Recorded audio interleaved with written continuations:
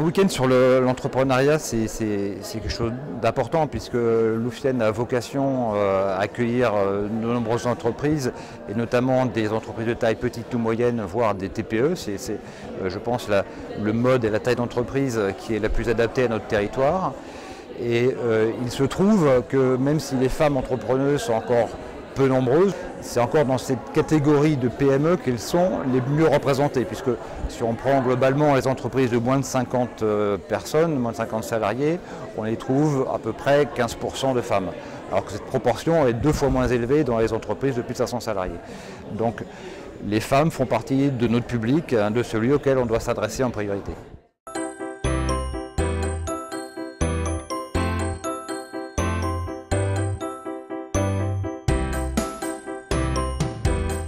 Les femmes ont un rôle vraiment essentiel en termes d'idées, en termes de développement, en termes d'engagement.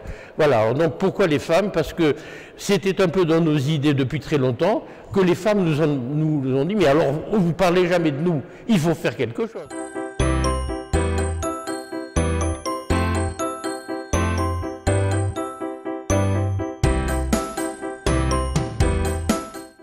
Elle est peut-être plus à l'écoute et tournée vers l'humain. On sait que le chiffre d'affaires et le résultat, c'est une obligation dans une entreprise, hein, sinon on ne crée pas d'entreprise. Mais derrière, on a peut-être une envie de volonté autre, d'avoir un parcours différent, d'offrir un service nouveau à la société, ce qui était le cas avec Décosens pour accueillir mieux les patients dans le milieu médical, mais aussi pour les employés avec qui on va travailler.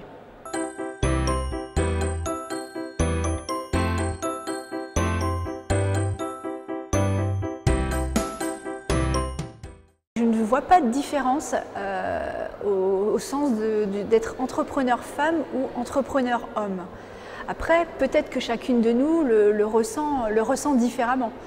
Je travaille dans un secteur qui est porté par l'engagement, le développement durable.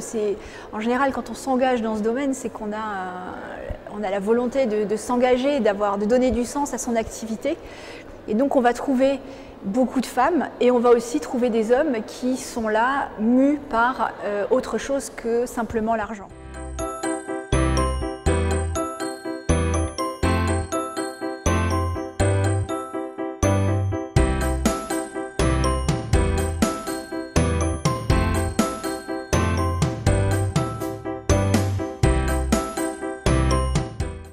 On a prévu un atelier toutes les heures, de 10h à 18h, 2 ateliers toutes les heures même, pardon, sur des sujets aussi variés que le financement, que la visibilité sur Internet, le développement commercial, la gestion du temps, tous des sujets d'entrepreneurs et d'entrepreneuses, et notamment qui s'adressent aux petites entreprises ou aux femmes qui ont un projet de création, qui arrive à maturité, qui se sont déjà lancés ou qui prévoient de le faire à court terme.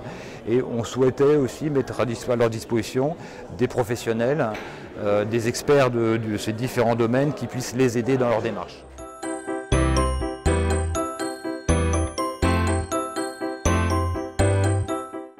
Nous accompagnons les porteurs de projets de l'embryon, de l'idée jusqu'au statut et donc la création de la société.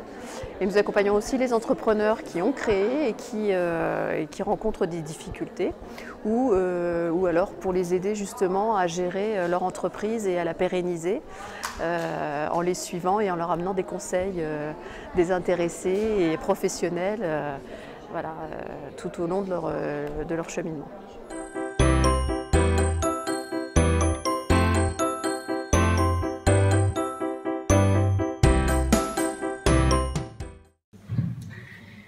Ce n'est pas difficile d'être une femme, mais c'est difficile de sortir des schémas dans lesquels nous placent les hommes. Je crois qu'il leur manque de faire tomber une barrière, voilà, cette barrière qui est celle d'oser. Les femmes ont souvent tendance à voir, comme je disais tout à l'heure, le verre à moitié plein. Elles voient ce qu'elles ne savent pas complètement bien faire. Et donc je crois qu'il leur manque cette petite dose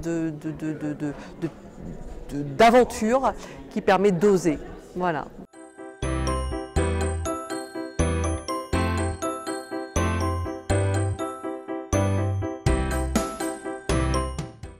Zone Femme, c'est un lieu, si on peut dire, d'entraide et de partage d'expériences, d'entraide pour le développement commercial, le développement en communication.